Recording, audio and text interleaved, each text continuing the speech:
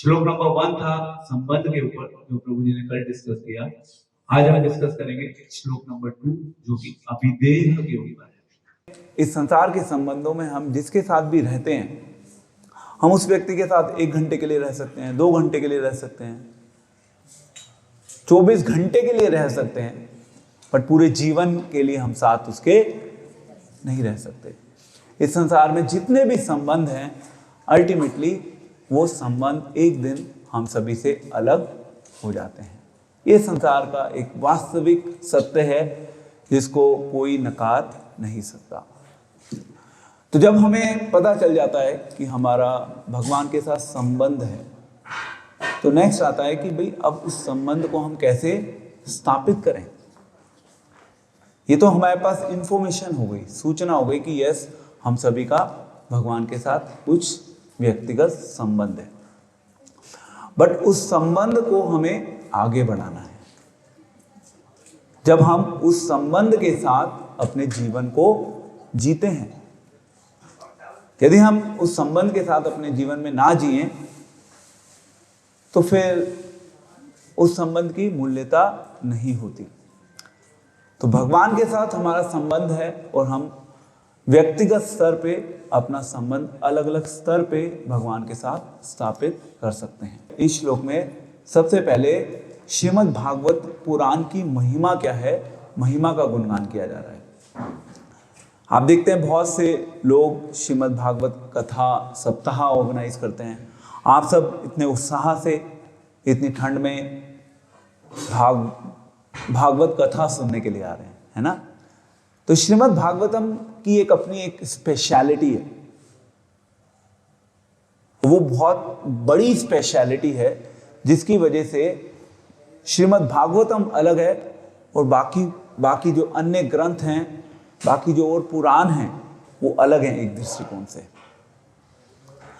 तो सबसे पहला जो सेंटेंस आ रहा है, सबसे पहला वर्ड वो आ रहा है धर्म प्रोजित केतव, जिसका अर्थ है कि जो धर्म है, धर्म अपने आप में एक बहुत गंभीर एंड गहरा शब्द है।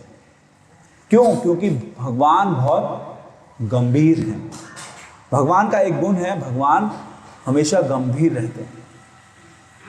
जो गंभीर व्यक्ति होता है, उसके विचारों को समझना आसान नहीं होता।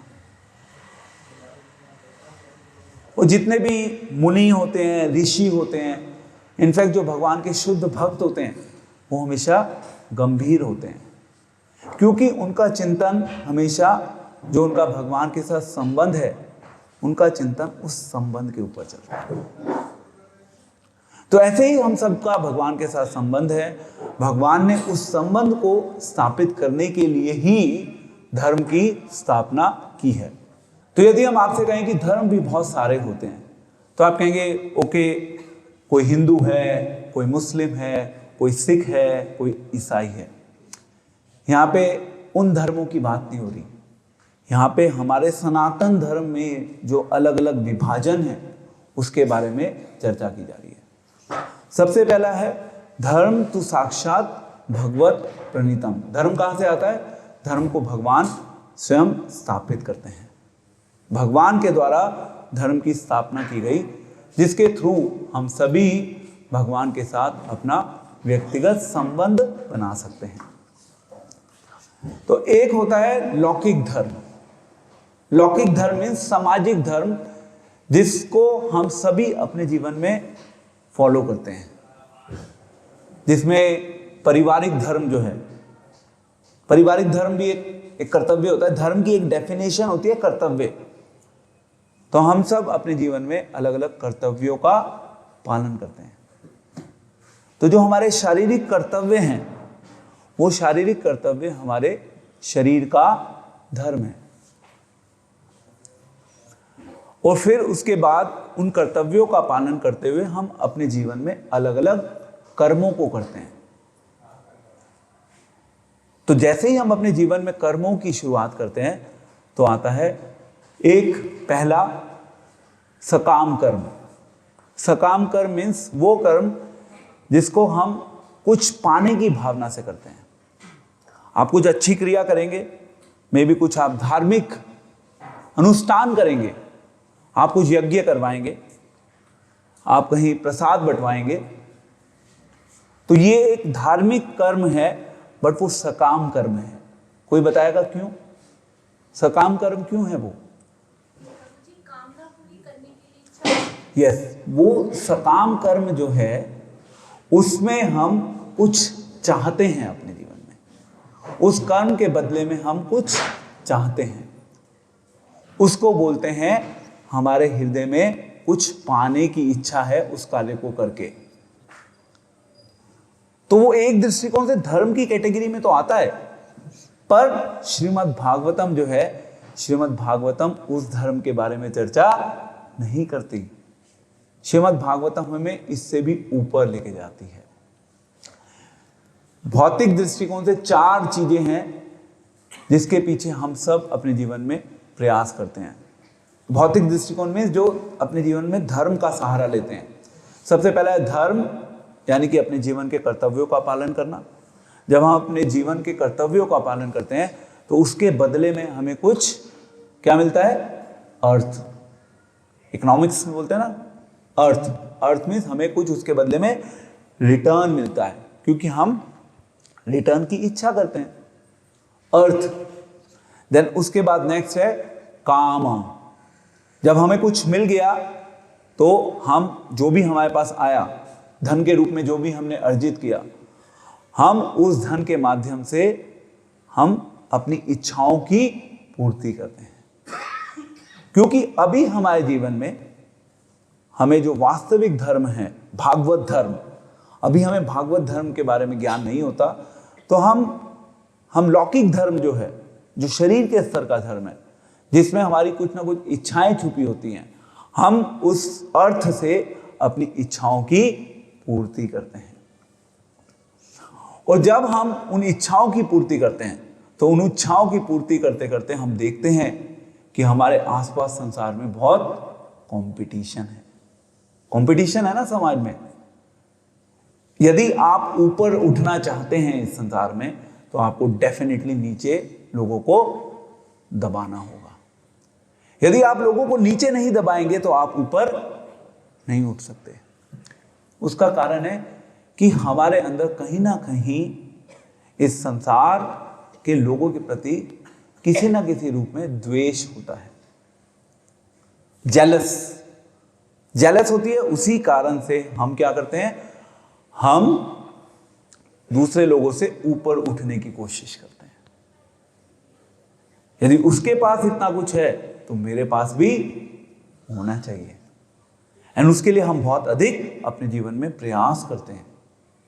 उस प्रयास से हमें रिजल्ट मिलता है, उस रिजल्ट को हम इंजॉय करते हैं। बट जब हम ये करते रहते हैं कॉन्टिन्यूअस बेसिस पे, फिर हमें पता चलता है कि इसमें भी मजा नहीं है, हमें इससे ऊपर कुछ और चाहिए। तो फिर 4th प्रिंसिपल आ जाता है मोक्ष। फिर हम अपने हृदय में इच्छा जागृत करते हैं कि हमें अपने आप को इस संसार से फ्री करना है, मुक्त होना है इस संसार से। जब हमें पता चल गया कि हमने धर्म का पालन भी कर लिया, अर्थ भी कर लिया, कमा लिया, भोग लिया, उसके बाद फाइनली अब हमें मोक्ष की ओर आगे बढ़ना है। बट ये भी बहुत कम लोग सोच पाते हैं। ऐसा नहीं है कि सभी लोग ऐसा सोचते हैं। कुछ लोग केवल भोग तक ही अपने जीवन को सीमित रखते हैं। भोग ऐश्वर्य प्रसक्ता नाम, उनके जीवन का लक्ष्य है केवल भोग करो। तो ये हो गया धर्म। अब यहां पे नेक्स्ट जो वर्ड यूज हुआ है, धर्म प्रोजित केतव। प्रोजिता मीन्स सकाम कर्म। तो सकाम कर्मों के बारे में हमारे शास्त्रों में बताया है, हमारे वेदों में बताया गया है। एंड इन वेदों की रचना किसने की? किसने की वेदों की रचना? वेद व्यास जी ने। वेद व्यास जी ने सारे वेदों की रचना कर दी। उन वेदों की रचना करने के बाद वेद व्यास जी बहुत ज्यादा असंतुष्ट हो गए, क्योंकि उन्होंने ये धर्म, अर्थ, काम, मोक्ष, कर्म कांड, ज्ञान कांड, उपासना कांड, इन सब विषयों के बारे में बता दिया और वो पूरी खिचड़ी के रूप में प्रेजेंट कर दिया। अब उन्हें खुद ही लगने लगा कि मैंने कुछ मिस कर दिया। दूसरे शब्दों में वेद व्यास जी को इस चीज का अनुभव हुआ कि उन्होंने जो हमारे वैदिक ग्रंथ हैं उसका सार मैंने प्रस्तुत नहीं किया। तो जो वो इस प्रकार से दुखी होने लगे, तो फिर वहां पर उनके पास कौन आए? नारद जी आए।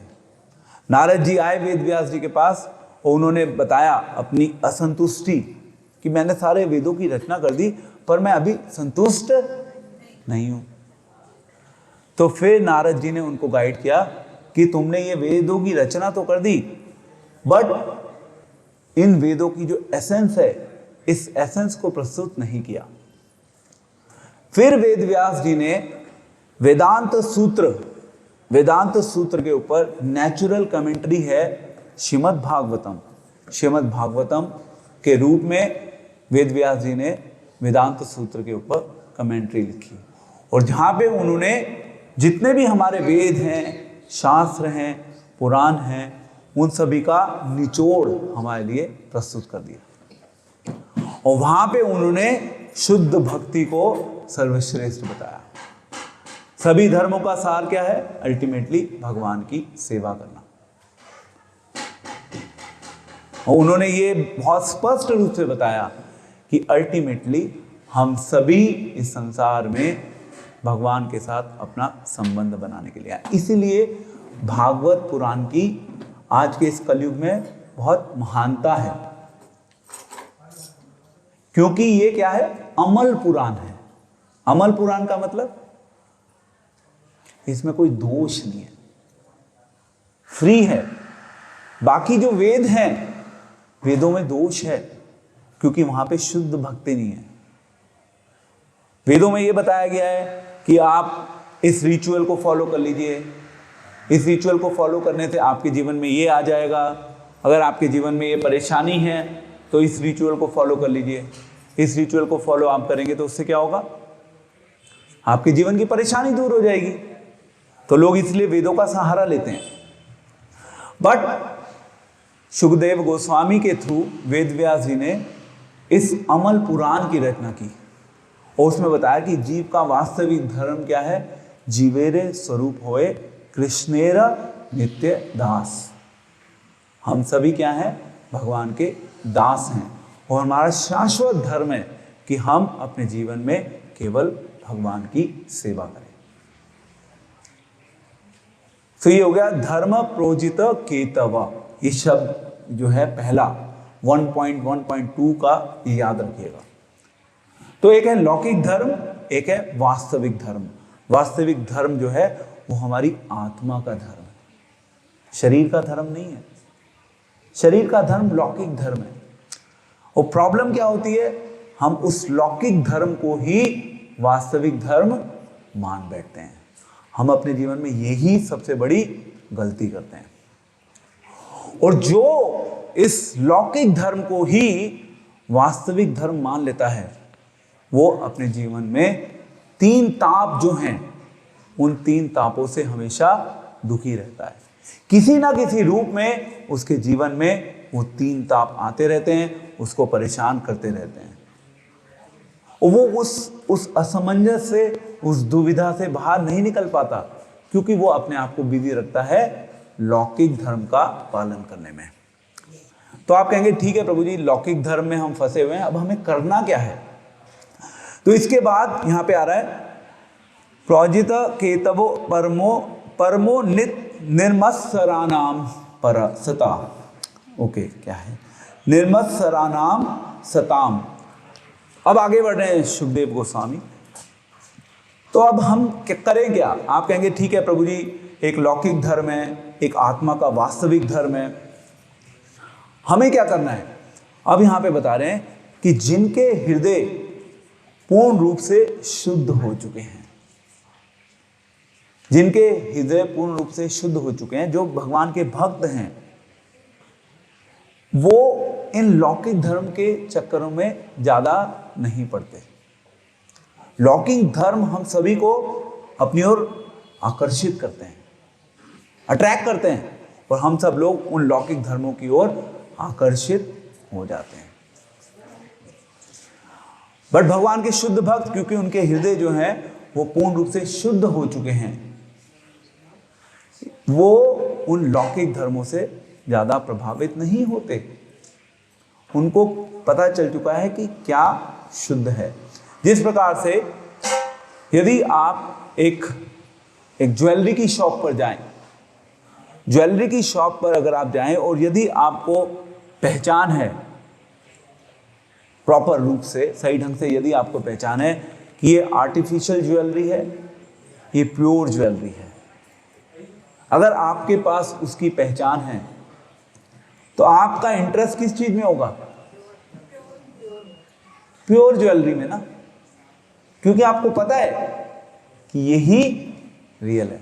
आपका इंटरेस्ट आर्टिफिशियल में नहीं होगा। इस संसार में हम लोग प्रभावित इसलिए हो रहे हैं उस आर्टिफिशियल ज्वेलरी की ओर, क्योंकि अभी हमें पहचान नहीं है। हम सबको एक समान तराजू में तोलकर देखना शुरू कर देते हैं। तो आप कहेंगे प्रभु जी करें क्या? इसका सॉल्यूशन अभी आगे आएगा। उससे पहले हम निर्मत्सरानाम के ऊपर थोड़ी सी चर्चा करेंगे। तो यहाँ पे बता रहे हैं कि जिनके हृदय पूर्ण रूप से शुद्ध हो चुके हैं। अब हृदय शुद्ध होने का क्या अर्थ है, ये हमारे को पता होना चाहिए, क्योंकि श्रीमद् भागवत पुराण का लक्ष्य है कि हम सब अपने हृदय को शुद्ध करें। तो पता होना चाहिए कि हृदय शुद्ध होने का अर्थ क्या है ना?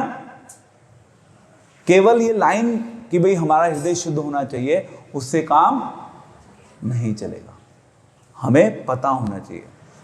तो हृदय शुद्ध होने का सबसे पहला अर्थ यह है कि हम सब अपने आप को इस संसार में जो कॉम्पिटिटिव स्पिरिट है, कॉम्पिटिटिव स्पिरिट, प्रतिस्पर्धा जो लगी हुई है कि मैं आगे बढ़ूंगा, मैं आगे बढ़ूंगा, हम अपने आप को उस प्रतिस्पर्धा से नहीं जोड़ते। हम क्या करते हैं? ओके, सो प्रतिस्पर्धा से लोग कौन हैं जो जोड़ते हैं अपने आप को? कौन जोड़ता है प्रतिस्पर्धा से? मैंने अभी आपको बताया था थोड़ी देर पहले, नहीं थोड़ा सा पहले, जो दूसरों से जेलस करते हैं, बताया था ना। जो जेलस करते हैं वो कॉम्पिटिटिव स्पिरिट में बहुत आगे बढ़कर काम करने का प्रयास करते हैं। हम संसार को पीछे छोड़ देंगे, हम सबसे आगे होंगे इस संसार में। ये जो कॉम्पिटिटिव स्पिरिट है, ये मेंटालिटी ही हमें अल्टीमेटली इस संसार में फंसा देती है। तो जिनका हृदय शुद्ध हो रहा है उनको पता है कि इस संसार की कॉम्पिटिटिव स्पिरिट में समय व्यर्थ करने का कोई लाभ नहीं है। उनको इस चीज का बिल्कुल क्लियर है कि हमें इसमें अपने समय को व्यर्थ नहीं करना। तो पहला पॉइंट ये हो गया।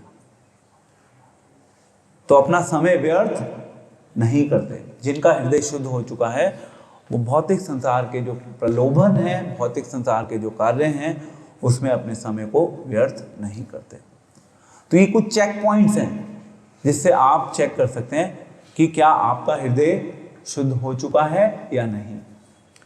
दूसरा, जिनका हृदय शुद्ध हो चुका होता है वो हमेशा दूसरों के कल्याण के बारे में सोचते हैं।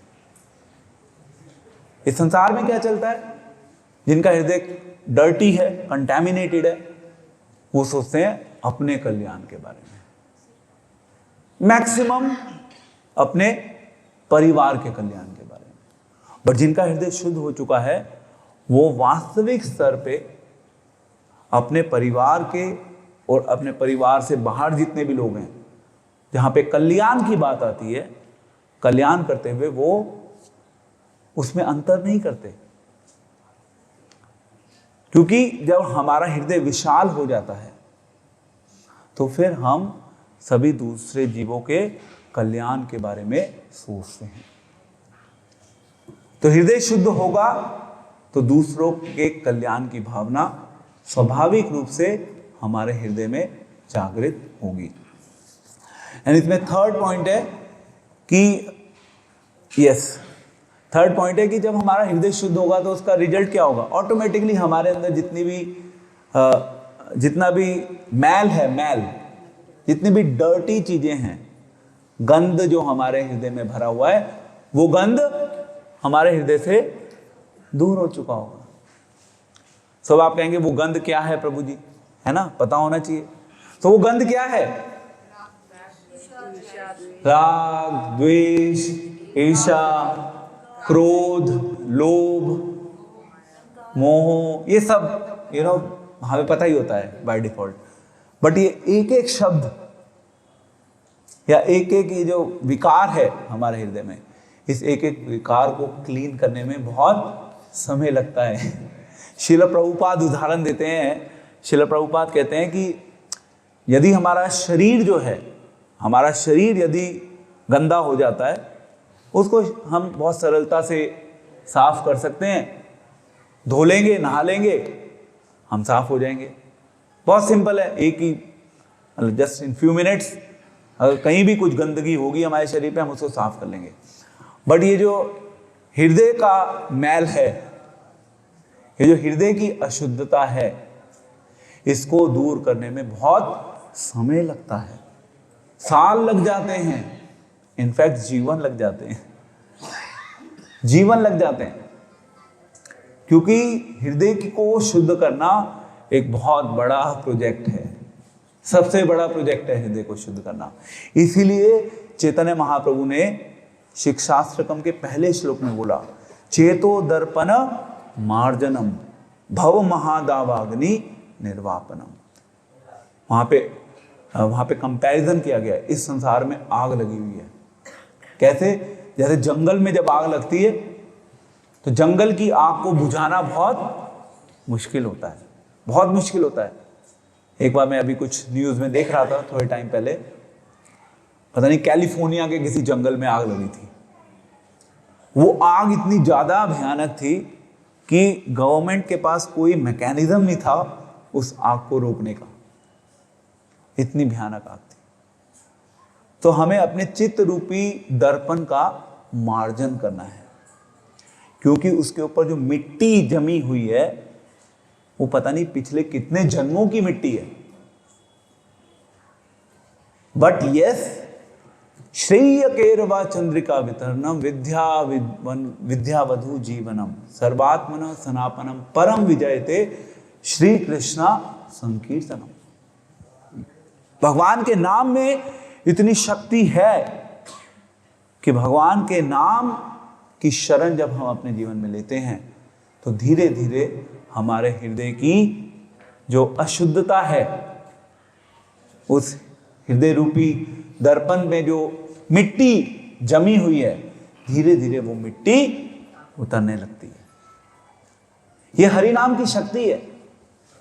वो कई बार हमारे पास डिवोटी था के बोलते हैं कि प्रभु जी ठीक है, आप कह रहे हैं कि हमारे हृदय में बहुत ज़्यादा मिट्टी जमी हुई है और हम बहुत सालों से हरे कृष्ण महामंत्र का जप कर रहे हैं, कुछ हो नहीं रहा, कहाँ पे प्रॉब्लम है?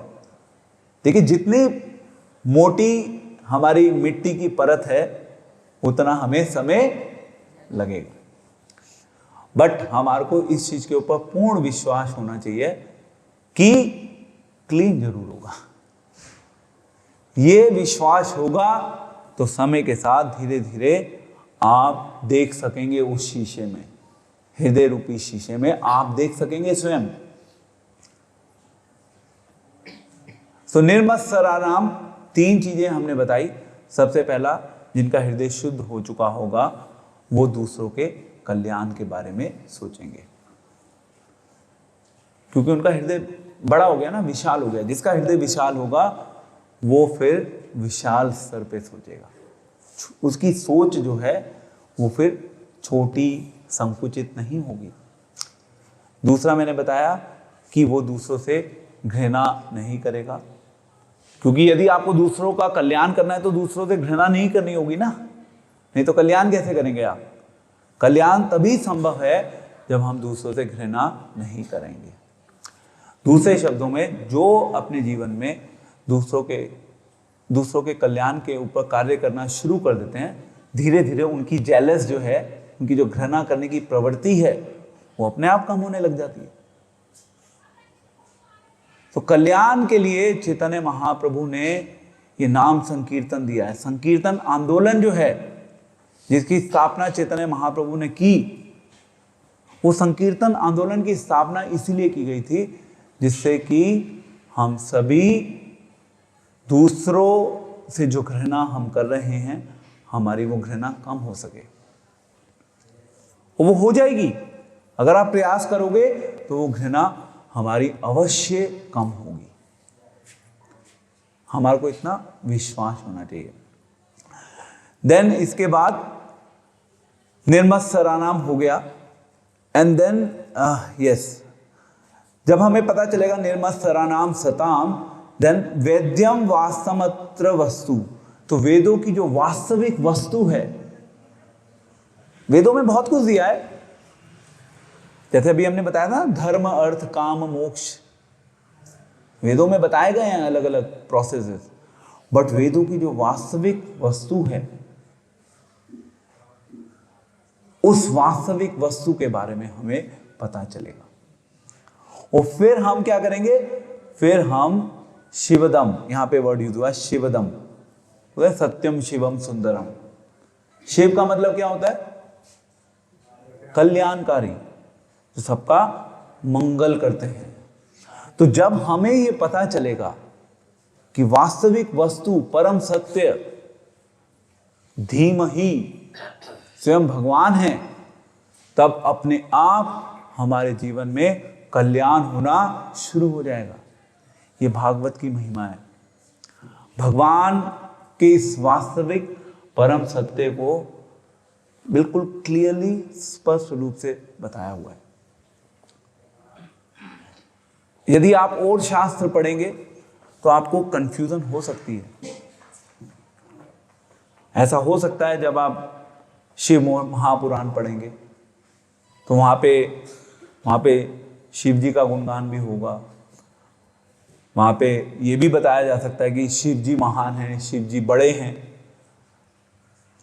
बट क्योंकि वेदांत सूत्र का जो एक आधार है श्रीमद् भागवत जो है वो क्या है, अमल पुराण है, स्पॉटलेस है, उसमें कोई दोष नहीं है। इसीलिए सब जगह श्रीमद् भागवत पुराण की चर्चा होती है ना, क्योंकि इस भागवत पुराण में परम सत्य को स्थापित किया गया है, जिसके द्वारा हम सभी का कल्याण हो सके। भगवान चाहते हैं कि हमारा कल्याण हो। उस कल्याण को भगवान ने व्यासदेव जी के थ्रू हम सभी को श्रीमद् भागवतम के रूप में दिया है। देन इसके बाद नेक्स्ट है कि ये तात्पर्योन्मूलनम, तो जो इस संसार में फंसे हुए हैं, जो कैटअप धर्म जो है, चीटिंग रिलीजन, जो चीटिंग रिलीजन को फॉलो करते हैं, वो फंस जाते हैं किसमें, त्रेताप, तीन तापों में। जो तीन ताप हैं वो इन तीन तापों में फंस कर रह जाते हैं।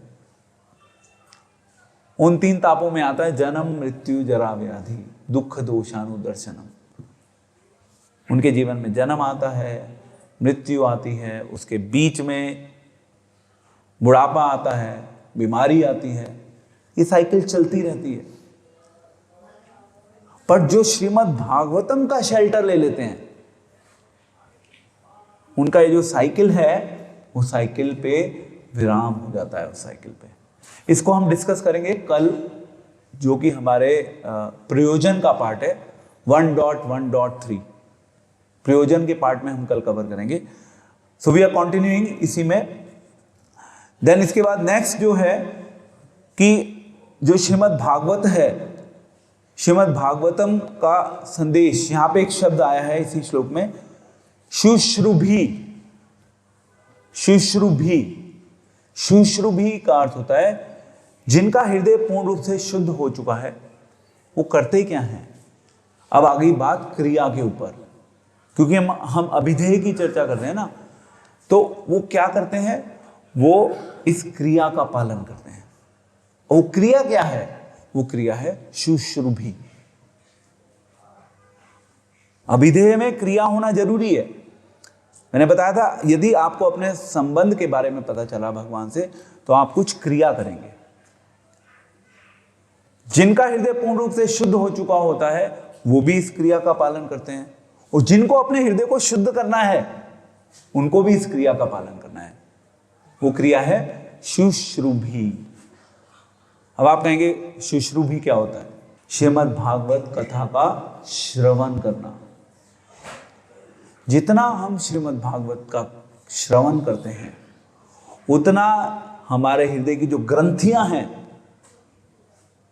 या दूसरे शब्दों में हमारे जो दर्पण के ऊपर धूल मिट्टी जमी हुई है, उस धूल मिट्टी को हम साफ कर रहे हैं।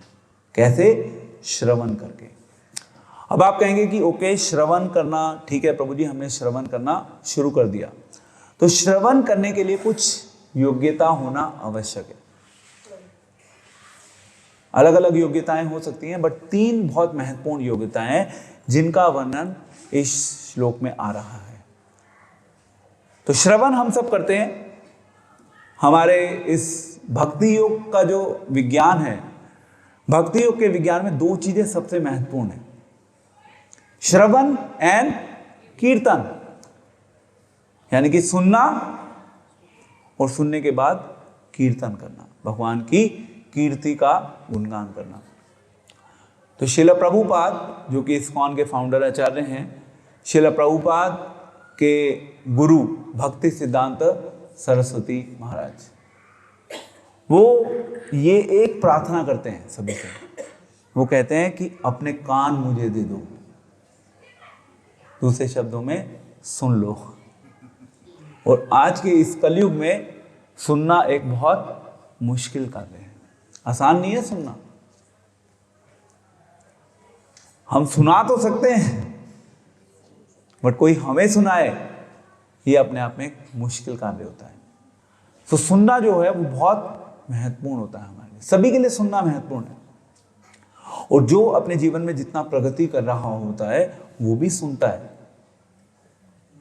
ऐसा नहीं कि वो केवल सुनाता है। जो भी प्रगति करना चाहता है, इनफैक्ट किसी भी लाइफ के स्फेयर में, मतलब अपने जीवन में किसी भी मोड़ पर, कहीं भी, किसी भी क्षेत्र में यदि आप प्रगति करना चाहते हैं तो आपको सुनने की कला को विकसित करना होगा।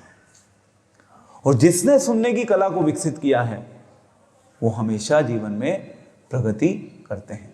तो सुनने के लिए सबसे पहली जो क्वालिफिकेशन है वो है विनम्रता, जिसको हम बोलते हैं विनीत भाव होना। जिसके हृदय में विनीत भाव होता है वो हमेशा सुनकर उस पर्टिकुलर क्षेत्र में प्रगति करेगा। विनीत भाव का मतलब यह है कि आप पूछ तो रहे हैं, बट पूछ आप इस भावना से नहीं रहे कि मुझे चेक करना है कि सामने वाले को कितनी नॉलेज है, या आप पूछ इस भावना से नहीं रहे कि मेरे पास कितनी नॉलेज है। उससे भी काम नहीं चलेगा।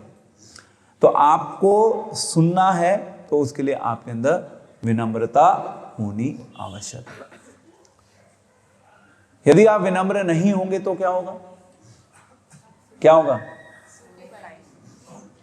तो फिर होगा क्या, मतलब हाउ इट विल वर्क? अगर हम विनम्र नहीं होंगे तो क्या होगा रिजल्ट? थिंक। अगर हम विनम्र नहीं होंगे तो हमारे जो विचार हैं, जो ऑलरेडी हमारे माइंड के ऊपर हावी हो चुके हैं, बार बार वो विचार सामने आ जाएंगे। हम सुनेंगे कम, सुनाएंगे ज्यादा। ये तो होता है संसार में। जब 2 लोगों के बीच में बहस होती है तो सब अपने विचारों को सुनाना ही तो चाहते हैं, सुनना कोई किसी की नहीं चाहता। दूसरे शब्दों में, जब हमारे अंदर विनम्रता होगी तो जब हम किसी के पास सुनने के लिए जाएंगे तो उसका रिजल्ट क्या होगा? हम ये मान के जाएंगे कि हमको कुछ नहीं आता है, हमें कुछ नहीं आता। हम सुनना चाहते हैं, हम जानना चाहते हैं, हम समझना चाहते हैं। तो अपने आप को थोड़ा कम इंटेलिजेंट यदि हम मानेंगे तो हम अच्छा सीख पाएंगे, सुन पाएंगे, समझ पाएंगे। ये हो गया विनम्र भाव। दूसरा है, जब आप किसी से सुनना चाहते हैं तो आपके अंदर कुछ उत्सुकता होनी चाहिए। किसी भी कार्य को करने के लिए जीवन में जो हमारा उत्सुकता है, हमारी जो उत्सुकता है, उसका बहुत बड़ा रोल होता है। यदि आप आध्यात्मिक जीवन में प्रगति करना चाहते हैं तो आपके अंदर कितना उत्सुकता है प्रगति करने के लिए, कितनी उत्सुकता है प्रगति करने के लिए, यह महत्वपूर्ण है। इसको इनफैक्ट जो रूप गोस्वामी है, रूप गोस्वामी उपदेशामृत में पहला पॉइंट बता रहे हैं नेक्स्ट श्लोक में। रूप गोस्वामी कह रहे हैं उत्साह निश्चयात् धैर्यात्। क्या भगवान को जानने के लिए उत्सुक है? क्या भगवान की सेवा करने के लिए उत्सुक है? तो आपके अंदर उत्साह होना चाहिए सेवा करने का, जानने का, सुनने का। अब आप लोग आए हुए हैं तो आप आए हैं तो यानी कि ये कहीं ना कहीं आपकी एक उत्सुकता का साइन है जो आपको यहां पे खींचकर लेके आया है।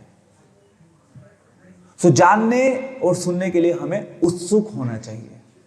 ये हो गई दूसरी क्वालिफिकेशन। और तीसरी योग्यता है सुनने की कि हमें सुनना केवल एक दिन नहीं है, 2 दिन नहीं है, 1 साल नहीं है, 10 साल नहीं है। लगातार सुनना है, बार बार सुनना है, पूरे जीवन सुनना है, सुनते रहना है। तो कभी ये मत सोचिए कि अब तो मैंने 15 साल सुन लिया है, बहुत हो गया इस जीवन में, अब तो हम सुनाने के लिए तैयार हो गए हैं। We have grown up now. It's time to teach others. आप दूसरों को टीच कर सकते हैं, उसमें कोई खराबी नहीं है, बट टीचिंग के साथ साथ अपनी सेल्फ टीचिंग हमेशा चलती रहनी चाहिए, नो मैटर आपको कितना साल हो जाए। आज ही मैं एक प्रवचन सुन रहा था, तो मतलब महाराज कह रहे थे प्रवचन में, कृष्ण के गुणों का वर्णन कर रहे थे महाराज उसमें। तो महाराज बता रहे थे कि कृष्ण का एक नाम है गंभीर। भगवान हमेशा बिल्कुल गंभीर रहते हैं। भगवान इतने गंभीर रहते हैं कि इनफैक्ट जो भगवान कृष्ण का श्रीमती राधा रानी के साथ संबंध है, भगवान कृष्ण का जो श्रीमती राधा रानी के साथ संबंध है, इनफैक्ट बलराम जी को भी उसकी खबर नहीं होती थी। वो इतना इंटीमेट संबंध है कृष्ण का राधा के साथ कि बलराम जी को भी नहीं पता होता था, इन द सेंस कि विचारों के दृष्टिकोण से। तो कृष्णा श्रीमती राधा रानी के साथ जो उनका संबंध था उसको बिल्कुल प्राइवेट रखते थे, क्योंकि कृष्णा राधा रानी के साथ एक अलग रस में डील कर रहे हैं, बलराम जी के साथ एक अलग रस में डील कर रहे हैं। तो कृष्णा नहीं चाहते कि दोनों रसों को मिक्स कर दिया जाए। जब हम दोनों रसों को मिक्स करते हैं तो उसको क्या बोलते हैं, कोई बताएगा?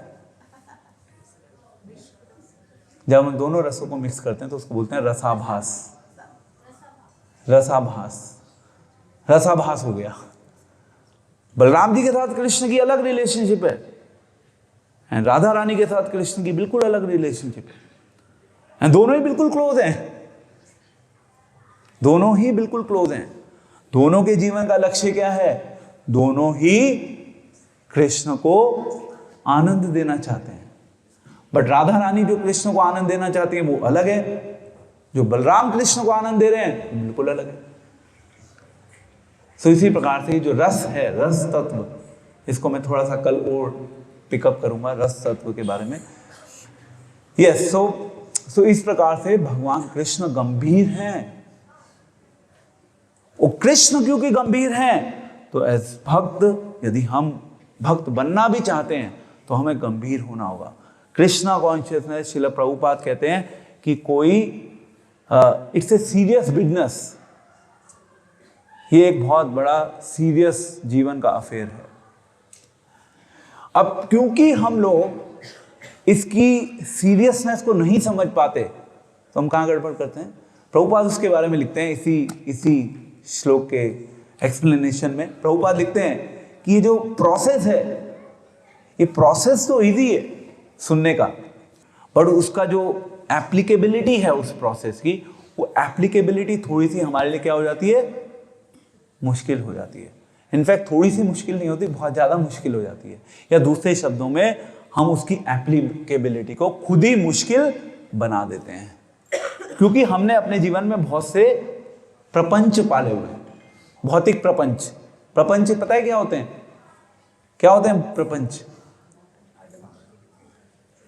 प्रपंच मीन्स हमने अपने जीवन में अपने आसपास जो हमारा कुटुंब है, उस कुटुंब में हमने बहुत सारी ऐसी चीजें पाली हुई हैं जिनकी शायद हमारे जीवन में कोई आवश्यकता भी ना हो, जबरदस्ती चल रही है वो हमारे साथ, जबरदस्ती हमने उनको अपने साथ पाला हुआ है, उनके साथ अपने जीवन को ढो रहे हैं।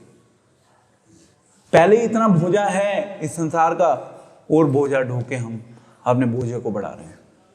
मैक्सिमम लोग यही कर रहे हैं। जो अपने आप को जितना ज्यादा सोशल ऑब्लिगेशंस होते हैं, जो अपने आप को जितना ज्यादा सोशल ऑब्लिगेशंस में फंसाता है, वो उतना ज्यादा फंसता चला जाता है। जो अपने आप को उन सोशल ऑब्लिगेशन से दूर रखता है, वो उतना पूरे जीवन दूर रहता है। दूसरे शब्दों में, हम अपने आप को कितना फंसाना चाहते हैं, कितना निकालना चाहते हैं इस संसार से, ये कहीं ना कहीं हमारे ऊपर निर्भर करता है। कुछ प्रपंच जो है ना, वो हम अपने आप पाल लेते हैं, वो हम अपने जीवन को उन प्रपंचों के साथ चलाते हैं।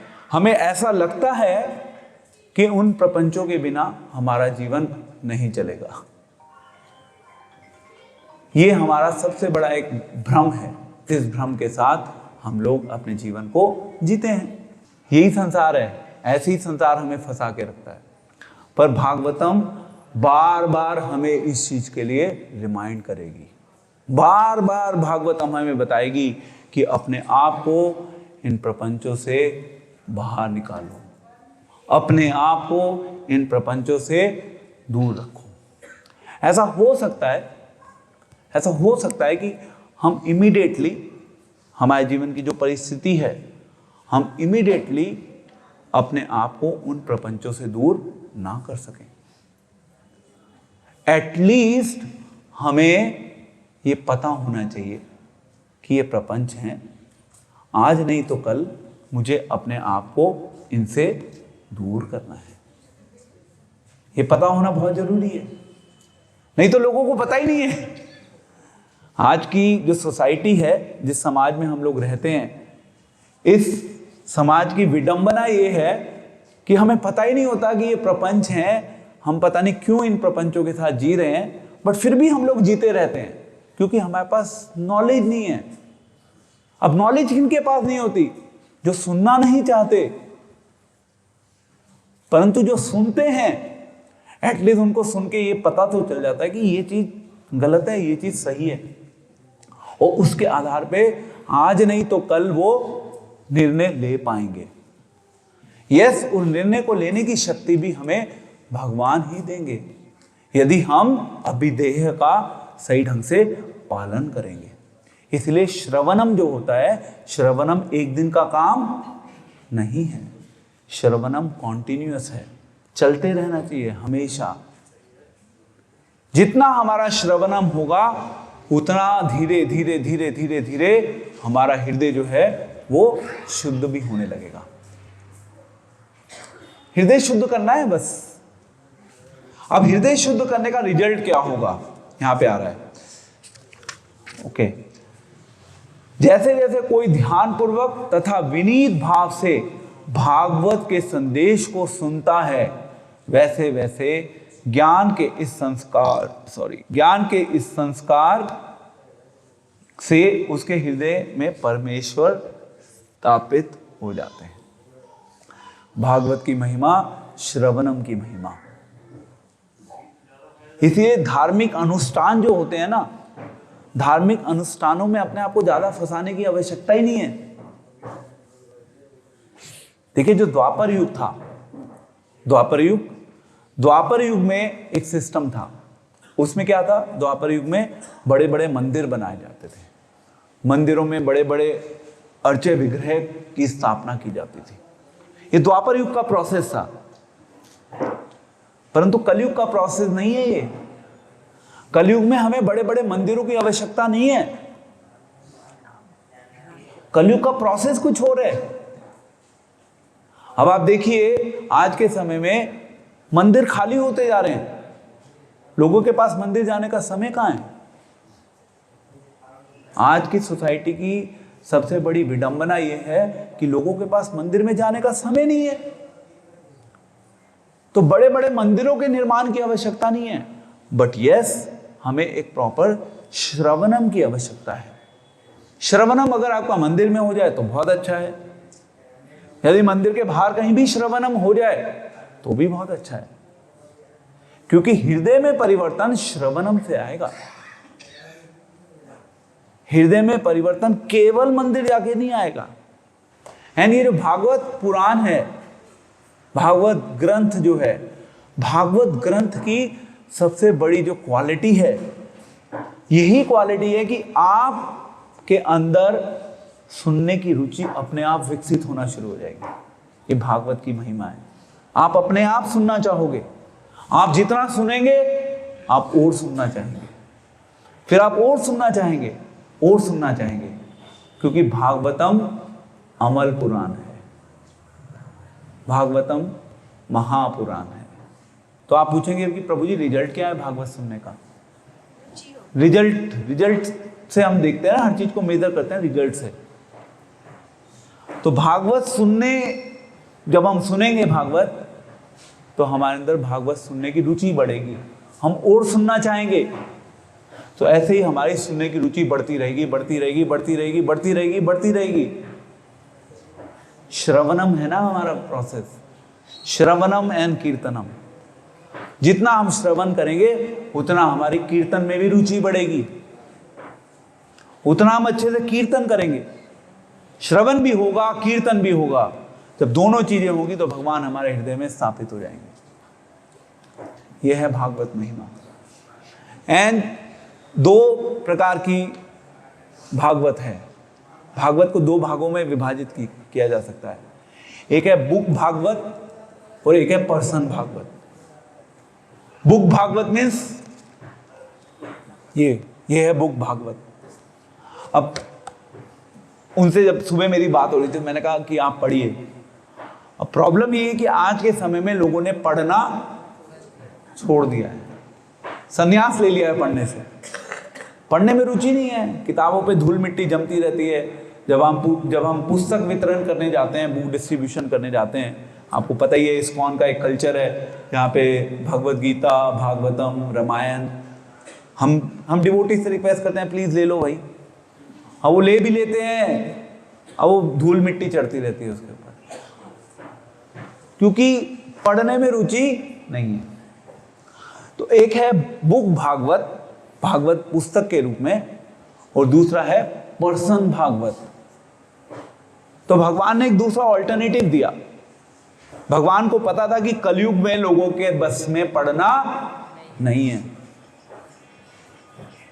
तो मैंने उनसे पूछा, जब मैं फोन पे बात, मैंने कहा आप पढ़ते क्यों नहीं? कह रहे कि आजकल तो फोन ही अवेलेबल है, फोन से ही पढ़ लेते हैं। मैं कहा फोन की पढ़ाई कोई पढ़ाई नहीं होती। फोन से आप कितनी देर पढ़ोगे? 5 मिनट पढ़ोगे, 10 मिनट पढ़ोगे? मैंने तो कोई ऐसा देखा नहीं जो पूरा फोन से ही पढ़ पढ़ा के सब कुछ कर ले। तो फोन की पढ़ाई की कोई वैल्यू नहीं है। तो फिर क्या है, एटलीस्ट सुन लो, सुन के अपने हृदय में जानने की इच्छा विकसित कर लो। अब आप कहेंगे प्रभु जी सुनने के लिए भी ठीक है, हम आज आपके पास आके बैठ गए, यहाँ पे 3 दिन का कार्यक्रम है, हमने सुन लिया, उसके बाद क्या होगा? उसके बाद चलो हम एक दिन पिकनिक पे ले जाएंगे, उसके बाद क्या होगा? क्योंकि लाइफ तो चलती रहेगी ना, प्रतिदिन कुछ चाहिए। सॉल्यूशन ये है कि खुद विकसित करो, बुक पढ़ने में इंटरेस्ट विकसित करो। 1 बार नहीं, 2 बार नहीं, 3 बार नहीं, 4 बार नहीं, 10 बार नहीं, 20 बार पढ़ोगे तो कहीं ना कहीं इंटरेस्ट डेवलप हो जाएगा। और ये जैसे अभी मैंने आपको एक श्लोक बताया, इसी श्लोक को पढ़ लो। अब घर जाके आप पढ़ोगे ना इस श्लोक को, आपको सब चीजें कनेक्ट होना शुरू हो जाएंगी। बट क्वेश्चन फिर ये आता है कि क्या आपके पास बुक है? 90% लोगों के पास यहाँ पे बुक ही नहीं होगी। भागवत बुक नहीं होगी 90% लोगों के पास। इसको मुझे चेक करने की आवश्यकता नहीं है, क्योंकि ये सत्य है। एनी हाउ, सो यस, सो एक है बुक भागवत, एक है पर्सन भागवत। दोनों फैसिलिटी अवेलेबल है। एक नहीं कर सकते तो दूसरी कर लो, दूसरी नहीं कर सकते तो पहली कर लो। करो अवश्य, अपने आप को रोको मत। रोकने का समय नहीं है। ऑलरेडी हम बहुत जन्मों से अपने आप को रोक कर बैठे हुए हैं। अपने आप को हमने भगवान से दूर किया हुआ है ना, बहुत जन्मों से दूर किया हुआ है। तो अब समय नहीं बचा अपने आप को दूर रखने का। अब समय है भगवान के पास आने का। तो प्रिसाइजली हमने आज हमने डिस्कस किया अभिदेह। अभिदेह का अर्थ है प्रोसेस। हमें संबंध पता चल गया, भगवान के साथ हमारा कुछ संबंध है। हम उस संबंध को रिवाइव करते हैं। रिवाइव करने के लिए हमें कुछ अलग अलग जो भक्ति के जो अंग हैं, उन भक्ति के अंगों को अपने जीवन में उतारना होता है। जब हम अपने जीवन में उन अंगों को उतारते हैं तो उससे धीरे धीरे धीरे धीरे हमारा जो भगवान के साथ संबंध है, हमें उसका अनुभव होने लगता है। जब हमें भगवान के साथ अपने संबंध का अनुभव होने लगता है तो फिर हम भगवान की प्रेजेंस का अनुभव करना शुरू कर देते हैं। अभी थ्योरेटिकल है भगवान सब जगह, बट जब आप इसके साथ कन्विक्शन आपको होगा और इसके साथ अपने जीवन में जियोगे तो उसका सबसे बड़ा साइन क्या होगा? सबसे बड़ा साइन क्या होगा? आनंद तो थोड़ा सा आगे हो जाएगा, उससे पहले क्या होगा? हाँ जी, मन की शांति भी थोड़ा आगे है, उससे पहले भय खत्म हो जाएगा। सबसे बड़ी बीमारी है इस संसार की, भय होना। जब आप भगवान की प्रेजेंस का अनुभव करना शुरू करेंगे तो आपके जीवन से डर खत्म हो जाएगा, गारंटीड है। डरोगे नहीं आप। डरोगे नहीं का मतलब ये नहीं है कि आप कोई भी गलत चीज करोगे तो डरना किससे है। होती है ना हमारे अंदर, हमें कौन देख रहा है, हम किसी से नहीं डरते। डरने का मतलब ये है कि ना डरने का मतलब ये है कि हमें पता है कि भगवान हमारी क्रियाओं को देख रहे हैं, भगवान हमारी रक्षा जरूर करेंगे, पर इसका मतलब ये नहीं है कि हम जबरदस्ती अपने आप को आग में कूद गए तो भगवान रक्षा करने के लिए आएंगे। डरना क्यों? भगवान आ जाएंगे, हमें उसका अनड्यू दुरुपयोग नहीं करना। तो हमें अपने आप को अगर इस चीज का अनुभव होना शुरू हो जाएगा कि भगवान हैं, तो हमारे जीवन से डर खत्म होगा, फिर शांति भी आ जाएगी, फिर आनंद भी आ जाएगा, सब चीजें आएंगी धीरे धीरे, पूरा पैकेज है। तो मैं last one more time I am repeating this श्लोक। यह भागवत पुराण भौतिक कारणों से प्रेरित होने वाले समस्त धार्मिक कृत्यों को पूर्ण रूप से बहिष्कृत करते हुए, देख रहे हैं यहाँ पे एक एक वर्ड जो यूज हुआ है बहुत बहुत रिलेवेंट है। भौतिक, ये देखिए मैं नहीं कह रहा, यानी कि आप जो सो कॉल्ड धर्म का पालन कर रहे हैं, भागवत उसका खंडन कर रही है। जिस धर्म में आपने अपने आप को फंसाया हुआ, उसका खंडन भागवत स्वयं कर रही है। कह रहे हैं धार्मिक कृत्यों को पूर्ण रूप से बहिष्कृत करते हुए, मैंने भी आपको ये सब समझाया है, सर्वोच्च सत्य का प्रतिपादन करता है। सर्वोच्च सत्य क्या है? भगवान स्वयं कृष्ण, इससे ऊपर कोई सत्य नहीं है और इसके समान भी कोई सत्य नहीं है। परम सत्य कृष्ण है, जो पूर्ण रूप से शुद्ध हृदय वाले भक्तों के लिए बोधगम्य है। जो शुद्ध भक्त हैं, शुद्ध भक्त कौन होते हैं? जिनके हृदय जो हैं पूर्ण रूप से क्लीन हो चुके हैं, प्योर हो चुके हैं। मैंने फिर उनके 3-4 आपको गुण बताए थे, जिनके बेसिस पे आप पता लगा सकते हैं किनका हृदय शुद्ध है, किनका हृदय अशुद्ध है। जिनका हृदय अशुद्ध है वो इस संसार में फंसे हुए हैं, जिनका हृदय शुद्ध है वो अपना संबंध भगवान से बना चुके हैं। अब वो करते क्या हैं?